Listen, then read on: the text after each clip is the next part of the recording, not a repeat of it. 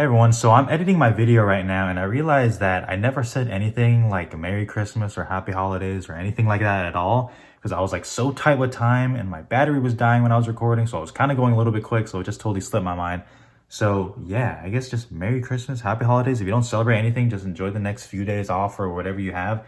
And thank you all for watching. Like seriously, I do mean it a lot, sincerely. Thank you all for watching. I'm gonna see you guys again before the end of the new year, so this isn't like a new year thing. But thank you all for watching, and I hope you have a good days off. So peace and love. Okay, enjoy the video.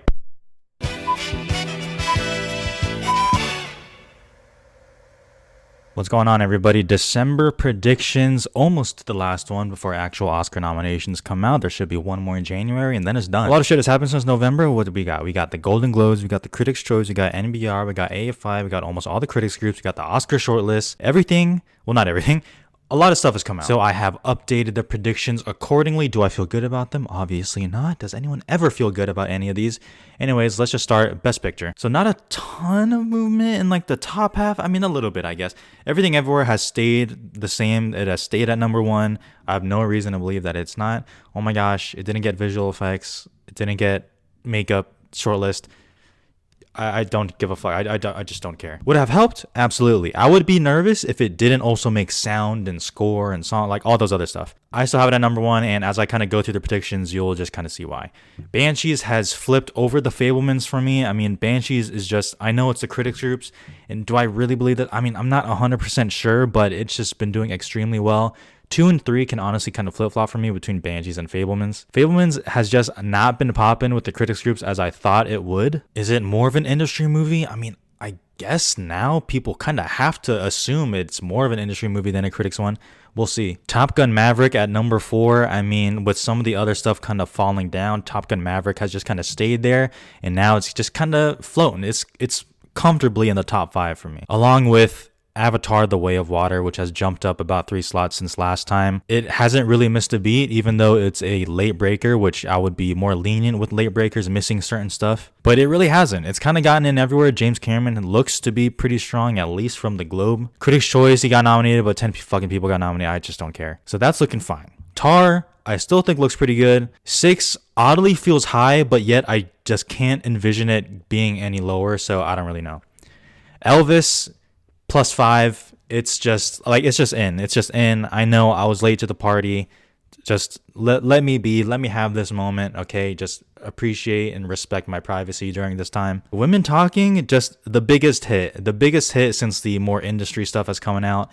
And it's a little puzzling to me. I can't lie. I know not everyone loves it as much as I do, but it is a little bit surprising to me. And we'll get to some of the other nominations. However, like I just, missing Best Picture, I can't even envision that right now. I can't even fathom that happening for Women Talking. So whatever. Babylon, y'all know I love Babylon, but Babylon is actually one that I can see missing Best Picture. I really can.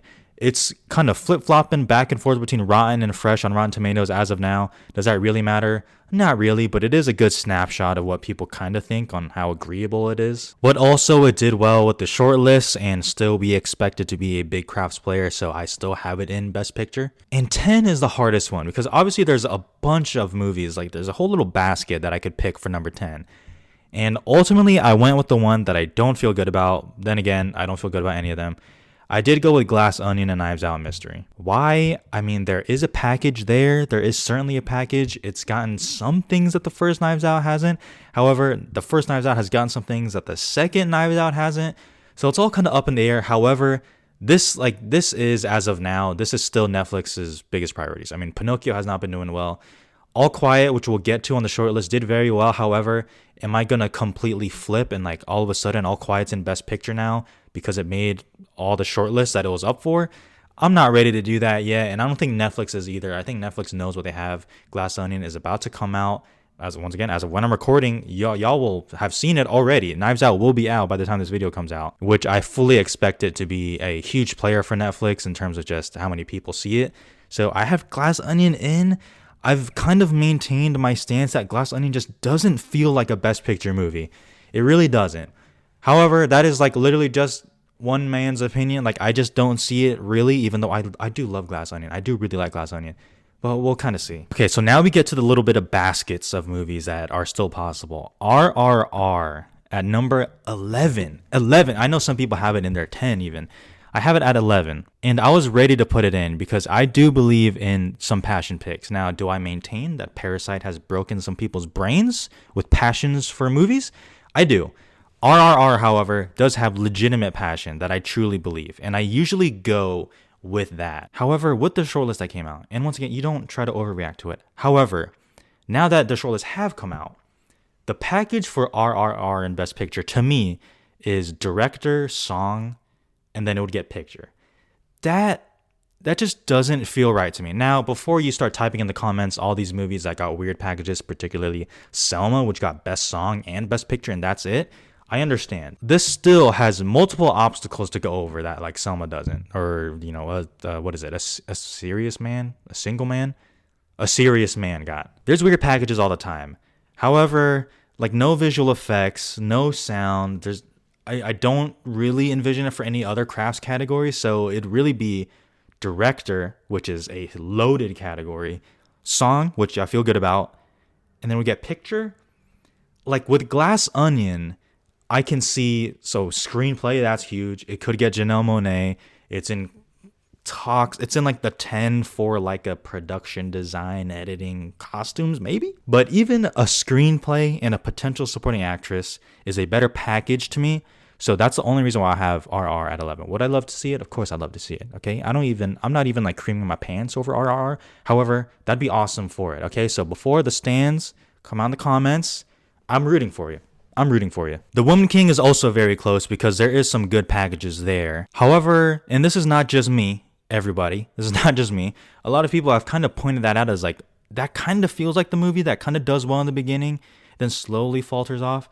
It couldn't get Best Picture at Critics' Choice when there was 11. And even though it got Director, there was 11 slots in Best Picture, which is just a weird-ass number, but it couldn't get that. Didn't get Globe Drama. And we kind of have to go off of there. We'll see, though. We'll see. I like The Woman King more than some movies in Best Picture. So would I like to see it? Of course I'd like to see it. But who knows? Triangle of Sadness, you might be looking at it being like, that seems a little high. Honestly, I'm just kind of bracing for BAFTA. And that's kind of why I have Triangle of Sadness up a little bit higher, because I do think it's up for some other nominations that we'll get to in a little bit. By the time this video comes out, The Whale will have gone into wide release, or at least wider release, the widest release it's gone, and I do want to see how it does there. I know audiences are liking it, general audiences, but the talk from critics and everybody else has kind of been going down steadily, but it still has a chance. It's not dead. Neither is She Said, which is just almost like the adapted screenplay. Like, that's just, I feel like it's just gonna get it. And then Carey Mulligan's up for it. It was shortlisted for score. So She Said is not dead. Because 16 Down is when it gets a little bit like, I just don't really see it. I mean, After Sun, critically acclaimed, awesome. Always felt like an indie spirits type of deal. Black Panther did very well on the shortlist. However, once again, not overreacting to it. There is a good narrative for it. I think it will get some nominations. Best Picture still seems like pretty far.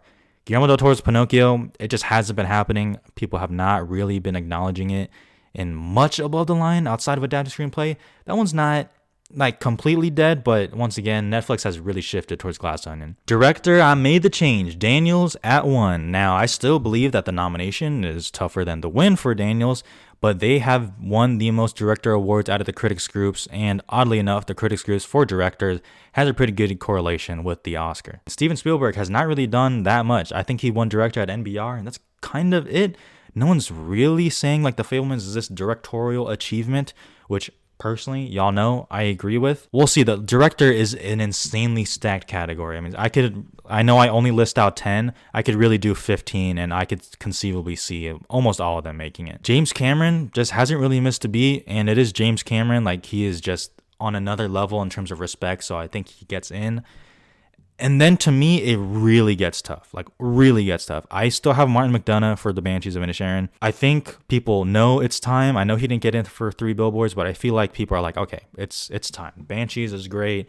They love it. It's all cinematic. There's no real backlash like there was with 3 Billboards. I think they'll say, okay, fine. It's time to acknowledge him.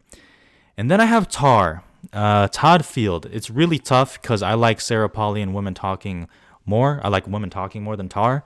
But I mean, just with the way Women Talking is performing, I just can't in my head wrap around that she'll get it. I hope she does, but Todd Field for Tar, hell of a directorial movie. I mean, let me just say that was a hell of a job right there. I can't really get mad at that. But it does go to show that this category is very stacked, and that's pretty exciting. Because after Sarah Polley, we have S.S. Rajamouli for RRR. Now, he could be the international slot. I'm not sure exactly how much they would go for that, just because like maybe people just view Martin McDonagh as the international slot. It's still completely up in the air for me, but he is definitely in the 10 and he could get in. We'll kind of have to see how that goes. Baz Luhrmann for Elvis. I just can't believe it. I can't believe this man has been getting in these places. He got in the 5 for Globe Drama. I'm going to lose it. Especially if like, man, like Sarah Polley should just get in there. Like, man, if there's a crazy ass snub for Baz Luhrmann, oh, buddy, you want to stay tuned to my channel. Ruben Östlund, Triangle of Sadness, once again, just keeping with the BAFTA deal. And then 10, I have Damien Chazelle for Babylon. I mean, it is a very showy movie once y'all see it, so maybe they could just go for it, but I really don't. I don't really see it. Actress, I was this close to flipping to Michelle Yeoh, and to be honest, I kind of think that. However, I can't in good conscience give Everything Everywhere that many above the line wins. I just can't do it. So I'm kind of hedging my bets in here and another category that you'll see. Cate Blanchett and Tar and Michelle Yeoh, 1 and 2 respectively, and that kind of feels like where the race is at right now. It really feels like it's between one of them. And if that is the case, obviously I am rooting for Michelle Yeoh. I think it's great. However, I can't really get mad because I can't lose. Both would be excellent winners. Excellent. Number 3, Michelle Williams, I would have a problem with. I cannot lie. I would have a problem with that. But The Fabelmans is so strong. She hasn't missed a beat, so she's just kind of in. Now it gets a little bit tougher because I can still envision a world where Margot Robbie doesn't get in because like almost always now, kind of, Best Actress is just insanely interesting and very stacked. Margot Robbie at 4, and then I still have Danielle Deadwyler at Till. Does it worry me that people might not just be watching Till, where we know they're going to be watching Babylon, The Fabelmans, probably The Woman King? It does, and that's why she is at 5. I think she is most on the cusp, which is just going to be crazy. I can't wait to see how this shapes out because Viola Davis is also insanely strong. I am about like a day away from just flipping her and Danielle Deadwyler or Margot Robbie, to be honest. She is still in the race, as is Olivia Colman. Empire of Light just won't go away. And I say that as someone who actually likes the movie. I actually think it's a good movie, which I guess I'm in the minority on that. But they're just kind of floating, and Olivia Colman can sneak in. Just who knows? Naomi Ackie for, I actually have to update that title. It's now Whitney Houston, I Want to Dance with Somebody, but that is a long-ass title, so I'm just going to keep it. Reviews have come out. Yeah, it's not great. I heard she's good, but, I mean, I don't know. It feels like, I don't know. It literally comes out tomorrow as of when I'm recording, so I don't really know. And then Emma Thompson, and then I threw Jennifer Lawrence back in for Causeway. I know it says new. I had her in like 2 months ago, and I had her out, but whatever. She joins back in the 10. Congrats. Best Actor, this one hurts me a lot. Austin Butler for number 1. He is fantastic. I have no problem with him getting nominated. A win, I would kind of be upset. I'm really trying to be nice here, guys. It's just, there's the preference for me, and you have to be objective, which is why I do have him at 1, because I still think Austin Butler and Elvis is more of a winning performance than Colin Farrell and The Banshees of Inisherin. I see it. SAG is just gonna go for Austin Butler or Fraser, to be honest. Like, I don't know if people will go for Colin Farrell. Farrell is dominant in the critics groups right now. That's the one where I'm like, that feels like a critics group thing, but not an industry thing. And I think Austin Butler will kind of take it in Globe Drama, and then it'll kind of be just from there. Y'all know, personally, I understand the criticisms for The Whale. I don't think it's a great movie by any means. I was lukewarm to slightly positive, but Fraser just gives the best performance in my opinion. So I'm rooting for him. Love, if not him, Colin Farrell, absolutely. But I don't really see it happening. Bill Nighy, which I guess that's how it's pronounced, not Nighy. So Bill Nighy, the science, comfortably at number 4, to be honest. And number 5 is a little bit tougher. I'm just going to default to Tom Cruise. How many people are going to see Top Gun Maverick, man? Like everyone's seen Top Gun Maverick. And I just feel like it's just going to happen. I don't know why I feel like it. Paul Mescal, which I guess it's pronounced Mescal, not Mescal. Once again, y'all correct me. Still kind of feels like just an indie thing. However, he has done a little bit better than I would have thought, kind of. So he goes at number 6. Hugh Jackman for The Sun. I've been getting some readings that The Sun is just kind of hanging around, at least for Hugh Jackman. And that's a little bit weird to me, but he's just kind of in the bottom 10 anyways. Then you have Jeremy Pope, which legitimately feels like, you know, a new type of thing or an indie spirit thing. Diego Calva, who's awesome in Babylon, but just with the way Babylon's reception is, I don't see it. And then Adam Driver, who knows? Supporting actress, the most complicated category. It is amazing. I love it because no one knows anything. As you can see by the numbers, no one has stayed from last month. No one has stayed. There's been some huge risers. It's some huge losers, you know, not because they're losers. I think everyone's awesome, but like they've just dropped the most. Carrie Condon feels the most safe for the Banshees of Inisherin. I just rewatched it, and wow, she stuck out a lot more, and I already really liked her the first watch. And if she won, that'd be awesome. Oddly enough, Jamie Lee Curtis feels like the most safe, and it's just wild to me. But she is out here campaigning for Everything Ever All at Once, which, you know, I love that. It would be a little bit weird still. Like, I'm really not hating, but like, y'all see number 8 down there. Whatever. Angela Bassett for Black Panther Wakanda Forever. It would be the first MCU performance to get nominated, and she's gotten Globe and Critics' Choice. I can see her easily getting SAG. And if that happens, I'm kind of like, you kind of tie my hands where I'm like, yes, she could be that one to get snubbed because the Oscars could be like ill MCU, but it's also Angela Bassett. And it is like a very good performance, and she has an Oscar clip. So I'm actually going to have her in. And I'm fine with that, honestly. I'm fine with all these. Janelle Monáe for Glass Onion. If I have Glass Onion in Best Picture, I have to have Janelle Monáe in Supporting Actress. And she's done pretty well. We'll kind of have to maintain and see how that goes with Glass Onion. And then 5 for the Oscar pick, Dali De Leon for Triangle of Sadness, who I think will get in at BAFTA and get in at the Oscars, I assume. So that's kind of why Triangle of Sadness is still kind of hovering there, because you'll see it in Screenplay. Carey Mulligan, if she said is there, and people love Carey Mulligan, I know that. She said, cool. Jessie Buckley for Women Talking goes down. Stephanie Sue, I'm losing hope every day, and I'm just tired of losing hope. Claire Foy, Lord have mercy, just all the way down there, and so was Hong Chow, which makes me sad. So a ton of movement for supporting actress. It's the most crazy category. I can see all of these people getting nominated, and there's not even to mention like a Nina Haas that could get that random BAFTA nomination or something like that.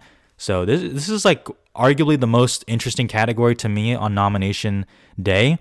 And the nominations usually start with supporting actress. So we'll kind of have a gander at what's going to happen based off that. Supporting actor, let's fucking go. Ke Huy Quan stays at number 1. Who's going to change him? Who's going to remove him from number 1? Are you nuts? Brendan Gleeson? Barry Keoghan? Just stay there. 2 and 3, that's fine. I still think Gleeson is like less of a thing than Barry Keoghan, but I'd really be alone on that. I can't. I have to take in everybody else's into account. I have to be objective here. Barry Keoghan, the Banshees boys, gets in. Paul Dano for the Fablemans. I just think someone from the Fablemans will get in. I don't think this is going to be a deal where both of them get in or none. I think one of them, and I'm just going to kind of go with Paul Dano because, yeah. 5, I have Brad Pitt for Babylon because now it gets a little bit tough. It's just, I don't know, like the Globes went for it. Brad Pitt's still like beloved in the industry. But it's just like, like I really can't see 2 Banshees, 2 Fablemans, and then Ke Huy Quan. I just can't envision that for supporting actor lineup. I really can't. Personally, it should be Brian Tyree Henry for me for Causeway, but whatever.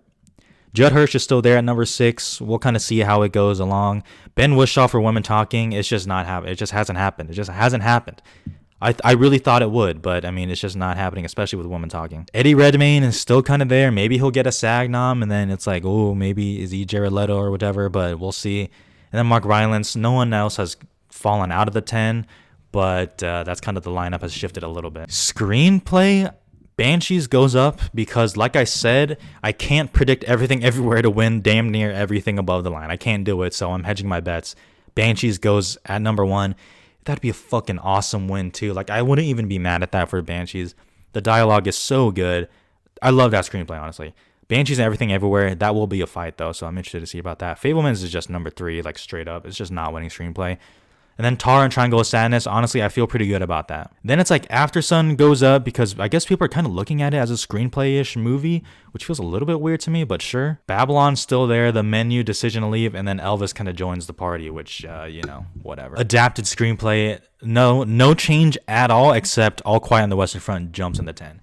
So Women Talking, I still have at number 1. I'm not scared about that yet. Glass Onion, comfortable too. She said, even The Whale is still getting in at a lot of critics groups, but that is kind of on the cusp, and so is Living, Pinocchio, Top Gun, White Noise, Bones and All. That's kind of the lineup here. Cinematography, Avatar still. There's still that one where visual effects winner is nominated for Best Picture. It wins cinematography. That's the scenario. So Avatar wins. Top Gun Maverick has been doing arguably the best for critics groups, or not arguably. I think it has been doing the best. Babylon, I'm a little bit nervous about, but like, how can you watch that and just not, I guess. But, you know, whatever. If people don't like the movie, they're not going to vote for it. The Fablemans and Banshees, with Empire of Light right on the outside for Roger Deakins, which I know some people are like, Empire of Light is dead. I still don't believe that, really. All Quiet, just because on how good it did on the shortlist, I have to imagine it's on people's radar for cinematography. Tar, same thing. Bardo, which, even though I really don't like that movie, I think the cinematography is incredible. And then Nope. Like, Nope, why isn't Nope a thing? Really? But whatever. Costume design, this one's actually pretty tough to pick the winner. I did go with Babylon.